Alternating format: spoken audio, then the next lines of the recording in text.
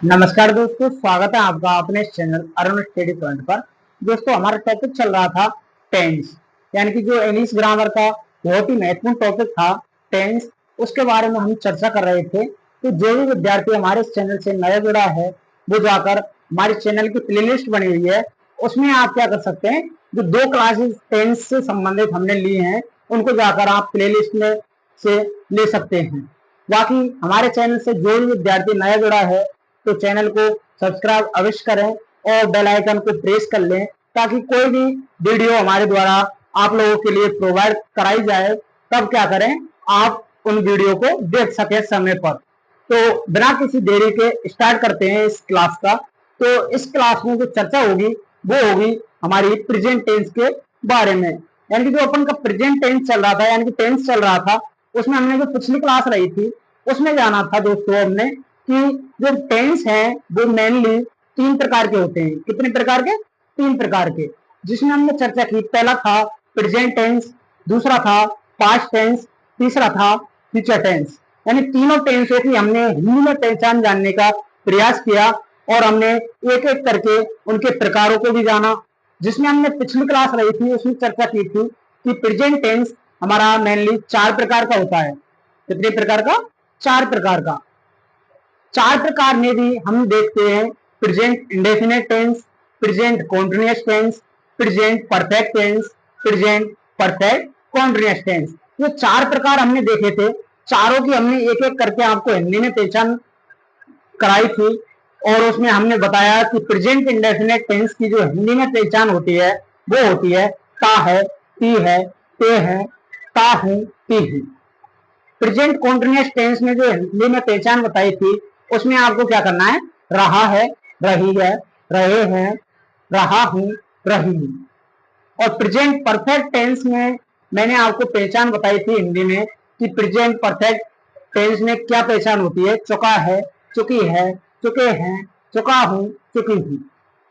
तो ये 3 टेंस थे, या टेंस के जो प्रेजेंट टेंस था उसके 3 प्रकार थे। चौथा प्रकार बचता है इनका present perfect continuous tense. Present perfect continuous tense में दोस्तों हमने जो बताया हिंदी में पहचान, उसमें हमने देखा था, क्या देखा था कि से रहा है, से रही है, से रहे हैं, से रहा हूं, से रही हूं। इसके अलावा हमने बात की कि जो टेंस है, प्रेजेंट टेंस है, उसको हम 4 प्रकार में तो बांटते हैं, परंतु प्रेजेंट इंडेफिनिट टेंस की भी हमारी 5 कैटेगरी होती है। यानी जो सेंटेंस आपको देखने को मिलते हैं वो कितने प्रकार से देखने को मिलते हैं? 5 प्रकार से। जिसमें हमने चर्चा की कि जो पहला प्रकार होता है वो होता है अफर्मेटिव सेंटेंस, जो दूसरा प्रकार होता है वो होता है नेगेटिव सेंटेंस, तीसरा प्रकार होता है वो होता है इंटरोगेटिव सेंटेंस, और चौथा प्रकार होता है इंटरोगेटिव नेगेटिव सेंटेंस, और जो पांचवा प्रकार होता है वो होता है WH वर्ड। यानी तमाम कैटेगरी की हम वन बाय वन चर्चा करेंगे। उससे पहले आप देखिएगा कि जो टेंस है उसमें आज का जो टॉपिक रहेगा वो रहेगा अपन का प्रेजेंट टेंस। कौन सा रहेगा? Present tense. और प्रेजेंट टेंस में भी कौन सा रहेगा? इंडेफिनिट। कौन सा रहेगा दोस्तों? अपना इंडेफिनिट टेंस।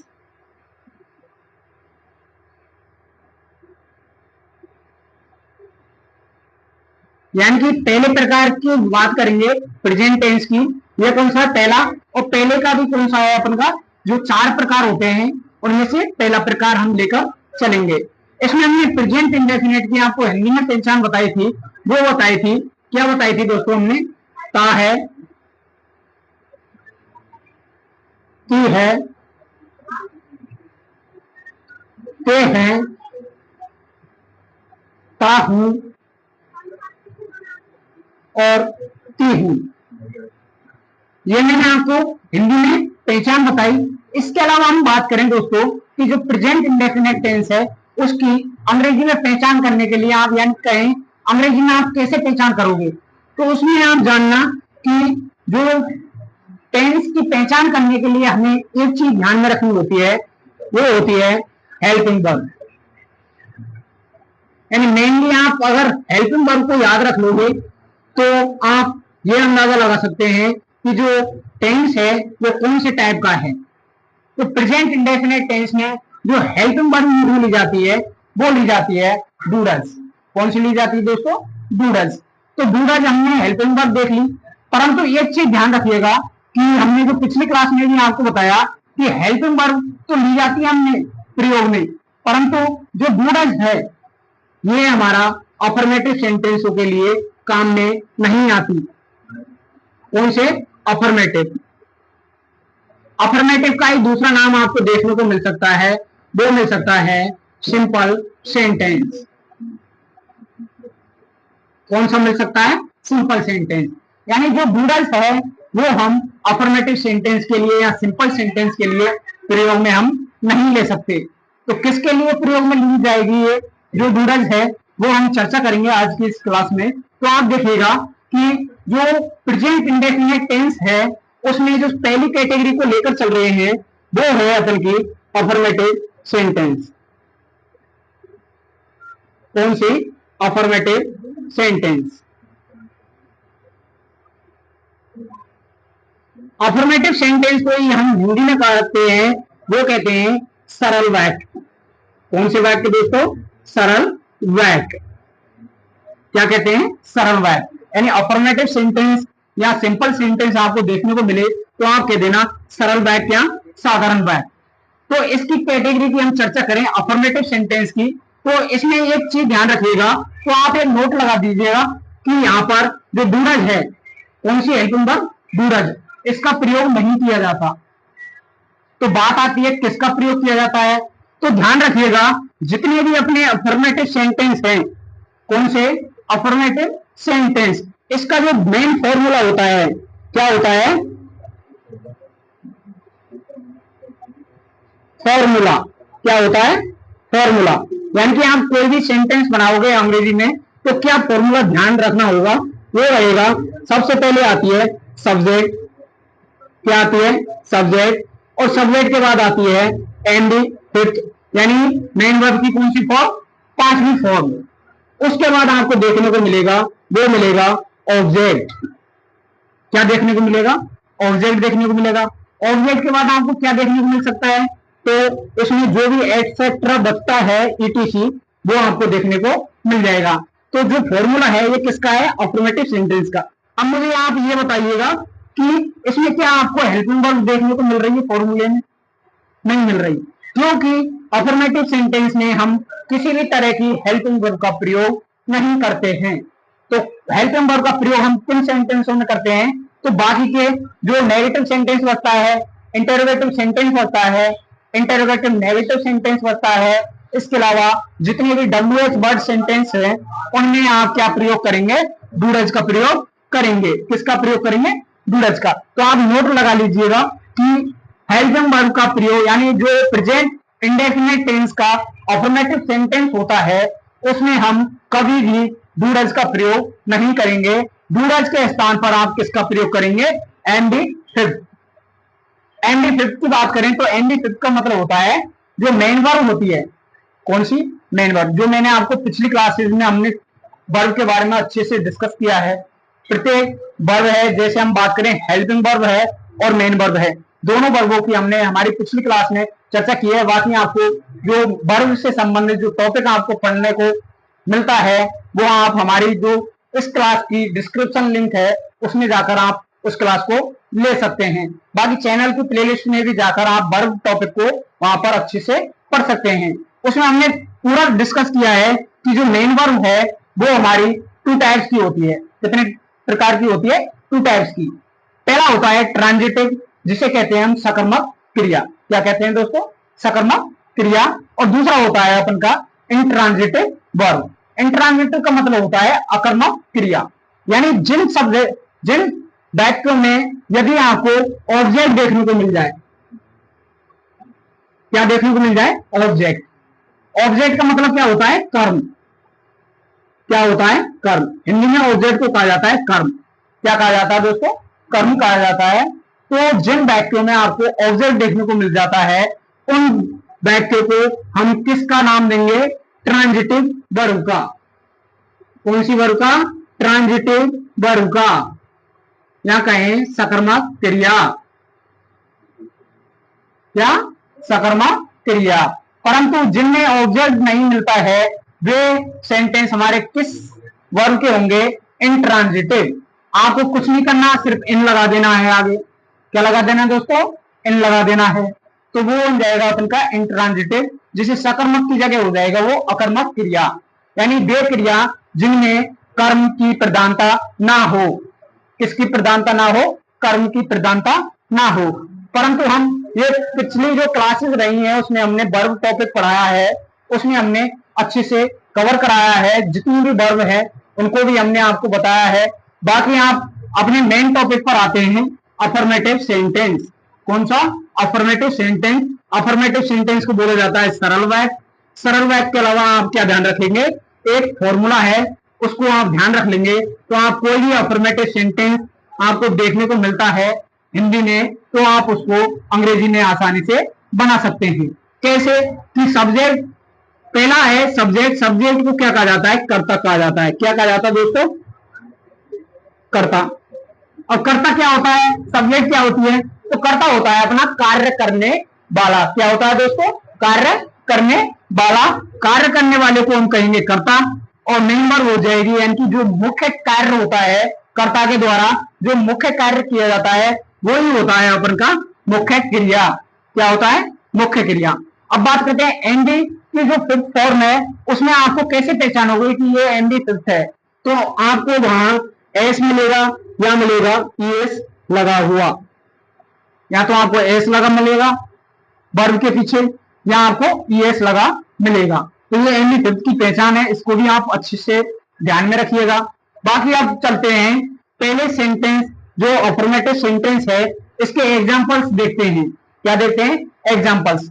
सबसे पहले मैं बिल्कुल जीरो लेवल से स्टार्ट कर रहा हूं, यानी कि आपको वहां मैं ऑब्जेक्ट नहीं दूंगा। जो पहला प्रकार है अफर्मेटिव सेंटेंस उसमें मैं आपको क्या नहीं दूंगा? ऑब्जेक्ट। यानी कि आपको सब्जेक्ट छांटनी है और एमडी फिफ्थ लगानी है। बस क्या क्या करनी है? सब्जेक्ट छांटनी है और एमडी फिफ्थ लगानी है। जैसे मैंने बोला हिंदी में एक एग्जांपल दिया, लखवेंद्र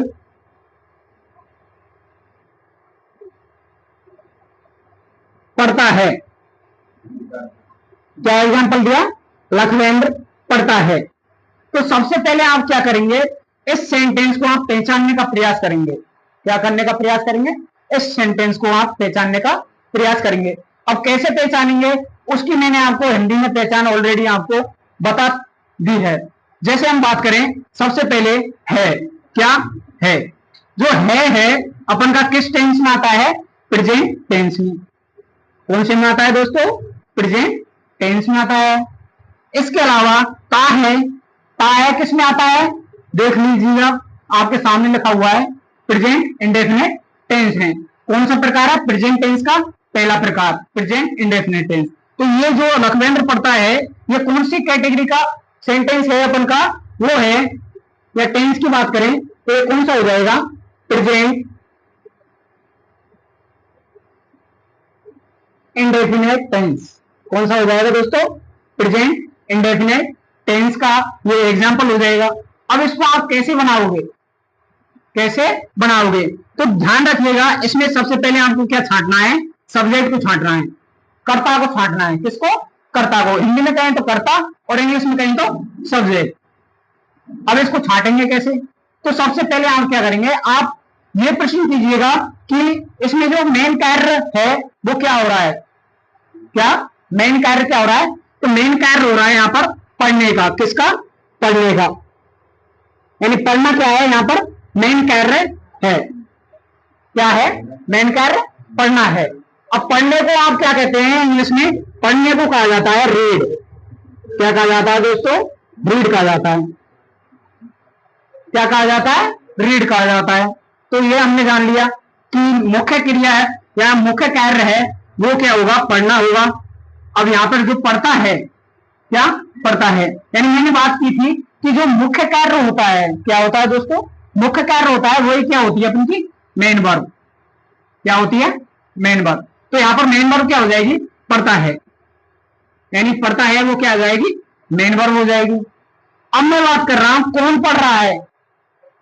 कौन पढ़ रहा है? यहां पे कौन पढ़ता है? लखवेंद्र पढ़ता है। यानी कौन का आपको उत्तर मिल जाए किसका, कौन का उत्तर आपको मिल जाए तब आप उसे कह देना सब्जेक्ट होती है या कर्ता होता है। कौन होता है, कर्ता होता है। तो आप इसको अब देखो, सब्जेक्ट भी आपके पास हो गई, मेन वर्ब भी आपके पास हो गई। अब इसको आपको क्या करना है दोस्तों, इस फॉर्मूले के अनुसार जमाना है, और आप इसको जो लखवेंद्र पढ़ता है आपको आसानी से आप क्या कर सकते हैं, इसको इंग्लिश में बोल सकते हैं या लिख सकते हैं। कैसे कि लखवेंद्र है वो तो सब्जेक्ट है, तो हम लखवेंद्र को लिखा जाता है LAKHVENDRA। ये तो क्या हो गया, लखवेंद्र हो गया। इसके अलावा मेन वर्ब क्या है, यहां पर पढ़ना है। क्या है, पढ़ना, तो पढ़ना लिख दो। चलो हमने पढ़ना लिख दिया। अब मैं बात कर रहा हूं एनडी फिफ्थ, कौन सी फॉर्म, फिफ्थ फॉर्म। तो फिफ्थ फॉर्म इसकी रीड की क्या होती है, फिफ्थ फॉर्म रीड्स, क्या होती है, रीड्स। तो देखो लखवेंद्र रीड्स, ये क्या हो जाएगा, अपन का पूरा सेंटेंस हो जाएगा, पूरा सेंटेंस हो जाएगा। तो लखवेंद्र पढ़ता है, ये क्या बन गया, लखवेंद्र रीड्स। यदि मैं बोल देता, अब मैं ये तो सिर्फ सब्जेक्ट और मेन वर्ब तक ही है, अब मैं ऑब्जेक्ट भी शामिल कर रहा हूं। क्या कर रहा हूं, ऑब्जेक्ट को भी शामिल कर रहा हूं। कि जो एग्जांपल है, एक आपको दूसरा एग्जांपल दे रहा हूं मैं, यहां पे आप देखिएगा। वो दूसरा एग्जांपल है अनिल, सेम है सिर्फ नाम चेंज है। अनिल एक पुस्तक पढ़ता है। क्या, अनिल एक पुस्तक पढ़ता है। सेम कैटेगरी है, अफर्मेटिव और सेम फॉर्मूला है, बस फर्क इतना है इसमें मैंने ऑब्जेक्ट को शामिल नहीं किया है, इसमें मैंने ऑब्जेक्ट या कर्म को भी शामिल किया है। तो आप बताइएगा सबसे पहले इसमें सब्जेक्ट क्या होगी। तो दोस्तों सब्जेक्ट की बात करें तो आप कौन से जवाब निकालिएगा, कौन पढ़ता है, अनिल पढ़ता है, तो ये कौन हो गया, सब्जेक्ट हो गया। मुख्य कार्य क्या हो रहा है, पढ़ने का, तो ये क्या हो गई, एमडी हो गई। अब मैं बात करता हूं ऑब्जेक्ट की, क्या क्या काम कर रहा है, क्या काम कर रहा है, यानी क्या का उत्तर मिलता है, वो एक पुस्तक पढ़ रहा है। क्या पढ़ रहा है, एक पुस्तक। तो ये क्या हो जाएगा, यहां पर ऑब्जेक्ट हो जाएगा। अब बना दीजिए सेंटेंस के अनुसार या इस फॉर्मूले के अनुसार कि सबसे पहले लिख दीजिए सब्जेक्ट, उसके बाद लिख दीजिए मेन वर्ब, मेन वर्ब के बाद लिख दीजिए आप ऑब्जेक्ट। सब्जेक्ट क्या है, अनिल, चलो बनाते हैं इसे। सब्जेक्ट लिख दी मैंने, अनिल। उसके बाद मेन वर्ब क्या है, रीड, क्या है, रीड। परंतु हमें रीड नहीं लिखना, मेन वर्ब नहीं लिखनी। मेन वर्ब की कौन सी फॉर्म लिखनी है, फिफ्थ फॉर्म, जिसमें एस या ईएस आपको देखने को मिलता है। तो मेन वर्ब आपने लिख दी रीड्स, अनिल रीड्स। उसके बाद क्या पढ़ता है, एक पुस्तक, तो आप लिख दीजिएगा ए बुक। तो देखिए कितना सिंपल है, अनिल रीड से बुक, अनिल एक क्या करता है, पुस्तक पढ़ता है, ये बन गया। इसके बाद ये अपन की जो अफर्मेटिव सेंटेंस है, आपको कुछ नहीं करना, आपको तो सिर्फ ये फॉर्मूला ध्यान रखना है। इसके अलावा एक नोट है, उसको ध्यान रखिएगा कि अफर्मेटिव सेंटेंसों में हम हेल्पिंग वर्ब का प्रयोग नहीं करते, यानी डू डज का प्रयोग हम नहीं करते। एक तो रहता है प्रेजेंट इंडेफिनेट, और एक दिक्कत आती है आपको पास्ट इंडेफिनेट में, यानी प्रेजेंट इंडेफिनेट और पास्ट इंडेफिनेट। बाकी के और जो अपन का फ्यूचर इंडेफिनेट है उनमें दिक्कत नहीं है। आप इन दोनों जो टेंस हैं, प्रेजेंट इंडेफिनेट और पास्ट इंडेफिनेट, जो पास्ट इंडेफिनेट है ना, उसमें जो हेल्पिंग वर्ब ली जाती है वो ली जाती है डिड। तो हम अफर्मेटिव सेंटेंस, यानी पास्ट इंडेफिनेट का जो अफर्मेटिव सेंटेंस होता है, क्या होता है दोस्तों, पास्ट इंडेफिनेट का जो अफर्मेटिव सेंटेंस होता है उसमें हम डिड का प्रयोग नहीं करेंगे। तो डिड का प्रयोग नहीं करेंगे तो किसका प्रयोग करेंगे, तो यहां पे तो हम करते हैं एमडी फिफ्थ का, लेकिन पास्ट में हम करते हैं एमडी सेकंड का। किसका प्रयोग करते हैं, एमडी सेकंड का। अब मैं बात कर रहा हूं किसकी, कि अफर्मेटिव के बाद जो दूसरा सेंटेंस आता है कौन सा आता है, नेगेटिव सेंटेंस। उसमें क्या किया जाता है, तो नेगेटिव सेंटेंस में ध्यान रखिएगा, वहां पर आप हेल्पिंग वर्ब यूज नहीं लेते हैं। क्या लेते हैं, यानी सब्जेक्ट के बाद आपको हेल्पिंग वर्ब मिल जाएगी। क्या मिल जाएगी, हेल्पिंग वर्ब मिल जाएगी। और हेल्पिंग वर्ब के बाद आपको नोट लगाना पड़ेगा। क्या लगाना पड़ेगा, नोट लगाना पड़ेगा। हेल्पिंग वर्ब क्या मिलेगी आपको, डूडल्स। क्या मिलेगी, डूडल, यानी कि आपको प्लूरल सब्जेक्ट, यानी प्लूरल सब्जेक्ट होगी तब तो आप डू का प्रयोग करेंगे, और सिंगुलर जो सब्जेक्ट होगी उस टाइम आप डज का प्रयोग करेंगे। तो ये हम आगे चर्चा करेंगे, बाकी आप इतना ध्यान रखिएगा अफर्मेटिव सेंटेंसों के लिए आप क्या फॉर्मूला ध्यान रखेंगे, subject plus adjective plus object, इन चीजों को आप अच्छे से ध्यान में रखिएगा। अब मैं बात कर रहा हूं, कई सारे एग्जाम्पल्स हैं आपके लिए, वो मैं आपको यहाँ पर बोर्ड पर लिखूंगा। आप क्या करेंगे उनको इंग्लिश में बनाने का प्रयास करेंगे। तो मैं आपको एक मतलब एग्जाम्पल लिख रहा हूं 10-12, कम से कम आपको सब्जेक्ट भी मिलेगी, ऑब्जेक्ट भी मिलेगी, सब कुछ मिलेगा। आपको क्या करना, सिर्फ उनको इंग्लिश में बनाने का प्रयास करना। एक बार मतलब एक बार में तो किसी को भी समझ में नहीं आता इस चीज को। ऐसा तो है नहीं कि एक बार में समझाने से आप क्या करें अच्छी से समझ जाएं। तो आप क्या करेंगे, दोबारा इस क्लास को स्किप करना, यानी कि पीछे लेना और दोबारा से इसको देखना और उसके बाद आप बनाने का प्रयास करना। एक बार में आपको मुझे पता है गलती बनेंगे, परंतु आप क्या करना, प्रयास करना। अगर आप प्रयास करोगे ना तो आप अच्छी से हिंदी को इंग्लिश में लिखना सीख जाओगे। बाकी मैं आप क्या करता हूं, यहाँ पर सेंटेंस लिखता हूं, कुछ उन सेंटेंसों को आप इस फॉर्मूले के अकॉर्डिंग जमाना है, यानी subject plus adjective plus object plus etcetera. तो ये तो देखिएगा दोस्तों, मैं आपको क्या लिख रहा हूं, यहाँ पर कुछ सेंटेंस लिख रहा हूं, आप उनको क्या करना, बनाने का प्रयास करना। तो पहला है राम सोता है। दूसरा है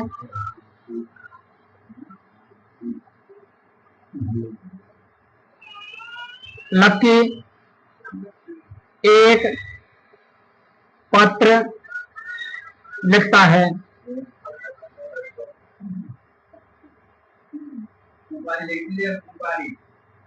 तीसरा है अपन का अनिल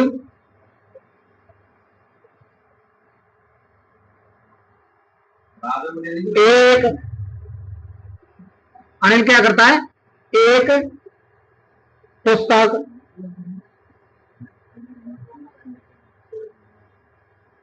पढ़ता है।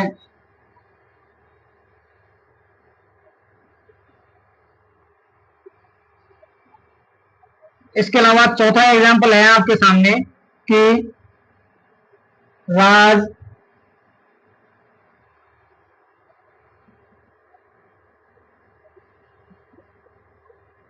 सोता है। एक अगला एग्जाम्पल लिखिएगा,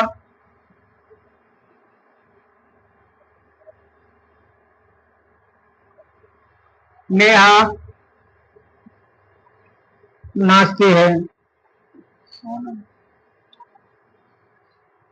एक अगला एग्जाम्पल लिखिएगा, सोनम एक गाना गाती है। एक अगला एग्जाम्पल देखिएगा, पूनम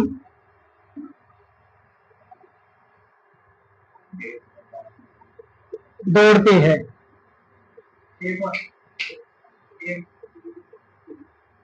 एक लास्ट एग्जाम्पल और लीजिएगा,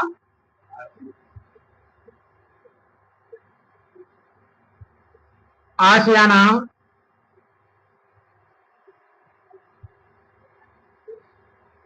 कूदती है। तो ये 8 एग्जाम्पल है आपके सामने। आप क्या करना है, इनको अंग्रेजी में बनाना और किसके अनुसार बनाना, ये फॉर्मूला है अपना का प्रेजेंट इंडेफिनिट का, जो पहला प्रकार है अफर्मेटिव सेंटेंस, ये बनाना है। तो सबसे पहले आपको क्या करना है, वही प्रोसेस है। सबसे पहले आपको सब्जेक्ट छांटनी है। क्या छांटनी है, सब्जेक्ट छांटनी है। उसके बाद आप क्या करोगे, मेन वर्ब छांटोगे। मेन वर्ब छांटने के बाद आपको ऑब्जेक्ट देखना पड़ेगा। तो ये तीनों चीज आपको देखनी है। तो इसमें सबसे पहले मैं एक सिंपल सा एग्जांपल है जो आप राम का हमेशा प्रयोग लेते हैं कि राम सोता है। क्या कर रहा हूं, राम सोता है। राम क्या कर रहा है, सो रहा है। तो इसको आप कैसे बनाएंगे, सबसे पहले देखिएगा सब्जेक्ट क्या हो जाएगी, यहाँ पे राम हो जाएगी। क्या हो जाएगी दोस्तों, सब्जेक्ट तो हो गए राम। इसके अलावा अब मुझे ये बताओ क्या मुख्य कार्य कर रहा है, सोने का। और मुख्य कार्य को हम क्या कहते हैं, मेन वर्ब क्या कहते हैं? Main verb. मेन वर्ब यानी स्लिप होता है। क्या होता है? स्लिप होता है। स्लिप यानी तो हो जाएगा सोना। इसके अलावा फिफ्थ फॉर्म हो जाएगी इसकी स्लिप्स। क्या हो जाएगी? स्लिप्स। तो राम स्लिप्स। तो ये इसका सेंटेंस बन गया। इसके अलावा एक है अपना लकी, एक पत्र लिखता है। क्या लिखता है? एक पत्र लिखता है। क्या मुख्य कार्य कर रहा है? लिखने का। कौन कर रहा है? लकी। तो सब्जेक्ट कौन हो गई? लकी। क्या हो गई? लकी सब्जेक्ट हो गई। इसके अलावा मुख्य कार्य क्या है यहां पे? लिखने का। लिखने को क्या बोलते हैं? राइट। लिखना क्या कहते हैं? राइट। क्या कहते हैं? राइट यानी होता है लिखना। और राइट की फॉर्म क्या है अपन की? राइट्स। क्या है दोस्तों? राइट्स। तो कैसे बनेगा? Lucky rights. क्या लिखता है? क्या कर्म कर रहा है? पत्र लिखने का। किसका कर रहा है? पत्र लिखने का। तो लकी राइट्स है लेटर। लकी लकी राइट्स है लेटर। ये बन गया सेंटेंस। इसके अलावा अगले देखते हैं। अनिल एक पुस्तक पढ़ता है। अनिल क्या कार्य कर रहा है? मुख्य कार्य पढ़ने का। किसका काम कर रहा है? पढ़ने का। कैसे कर रहा है? यानी कि क्या पढ़ रहा है? पुस्तक पढ़ रहा है। कौन पढ़ रहा है? अनिल। तो कौन का जवाब मिले? तो सब्जेक्ट करना। और मुख्य कार्य है वो होती है अपनी मेन वर्ब। और बात करें एक पुस्तक क्या कर्म कर रहा है? पुस्तक पढ़ने का। क्या कर्म कर रहा है? पुस्तक पढ़ने का। तो आप देखिएगा अनिल तो क्या हो जाएगा यहाँ पे? सब्जेक्ट हो जाएगा। मैं कुछ नहीं कर रहा दोस्तों, मैं सिर्फ इसके अकॉर्डिंग बना रहा हूं। सबसे पहले सब्जेक्ट लिख रहा हूं, उसके बाद मेन वर्ब लिख रहा हूं, मेन वर्ब के बाद जो ऑब्जेक्ट दिया है उसको लिख रहा हूं। देखो यहाँ पे ये लकी क्या है? सब्जेक्ट है। मेन वर्ब क्या है? राइट्स। और हम बात करें जो ऑब्जेक्ट है क्या बताया यहाँ पे? ये लेटर। तो अनिल क्या करता है? पढ़ता है। तो पढ़ना मैंने आपको बताया, पढ़ना क्या कहते हैं? रीड। क्या कहते हैं? रीड। और इसकी फिफ्थ फॉर्म क्या होती है? रीड्स। क्या होती है? रीड्स। तो अनिल रीड्स क्या पढ़ता है? एक पुस्तक। तो ये बुक। ये हो गया। तो ध्यान रखिएगा, सबसे पहले आपको सब्जेक्ट लिखनी है, सब्जेक्ट के बाद एमडी फिफ्थ लिखना है, यानी मेन वर्ब कौन सी? Fifth form. उसके बाद ऑब्जेक्ट, ऑब्जेक्ट के बाद आपको जो भी कुछ बचता है उसको लिखना है। तो अगला देखते हैं। राज क्या करता है? सोता है। कौन सोता है? राज। कौन का जवाब मिल रहा है? तो वो क्या हो जाएगी? सब्जेक्ट हो जाएगी, कर्ता हो जाएगा। तो कौन सोता है? राज। राज क्या कार्य कर रहा है अपना? मुख्य सोने का। तो क्या हो जाएगा? राज स्लीप्स। राज स्लीप्स। इसके अलावा नेहा नाचती है। कौन नाचती है? नेहा। नेहा कौन हो जाएगी? सब्जेक्ट हो जाएगी। कौन हो जाएगी? सब्जेक्ट। तो सब्जेक्ट लिख दीजिए पहले। नेहा क्या मुख्य कार्य कर रही है? नाचने का। नाचने को क्या बोलता है? बोलते हैं नाचना किसे कहते हैं? डांस। किसे कहते हैं? डांस। और डांस की जो फॉर्म होती है वो होती है दोस्तों अपनी डांसेज।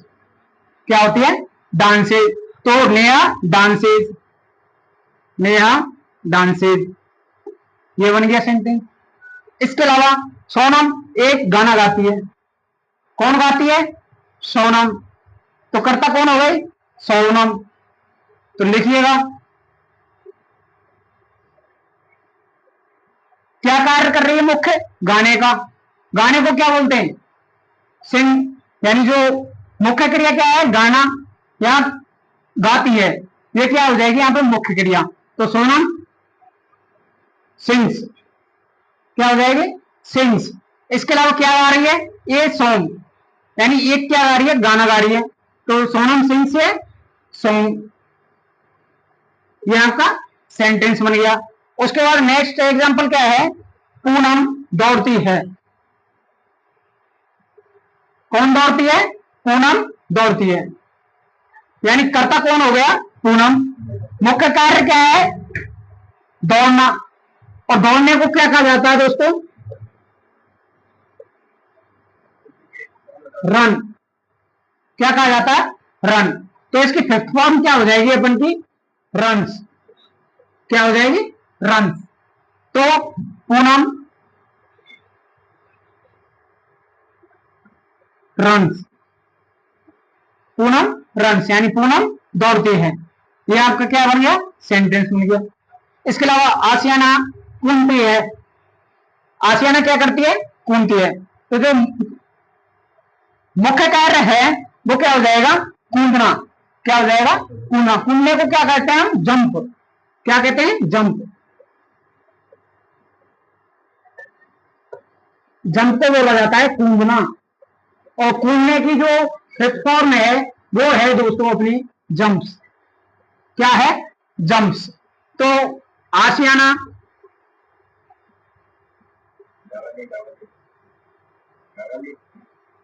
आशियाना और क्या कार्य कर रही है? जंप्स करने का। तो आशियाना जंप्स। तो ये तमाम क्या है अपन के? Affirmative sentence. अफर्मेटिव जैसे यहाँ पे अफर्मेटिव की मैंने हिंदी में क्या पहचान बताई, यानी जो प्रेजेंट इंडेफिनेट है, ता है, ती है, ता है। इसके अलावा ता हूं, ती हूं। ये आपको लगा मिलेगा हर एग्जाम्पल में, देखिएगा। ता है, ता है, ता है, ता है, ती है, ती है, ती है, ती है। तो सब में क्या है? ता है, ती है, इनका प्रयोग लिया गया है। तो ये कौन से हो जाएंगे अपन के?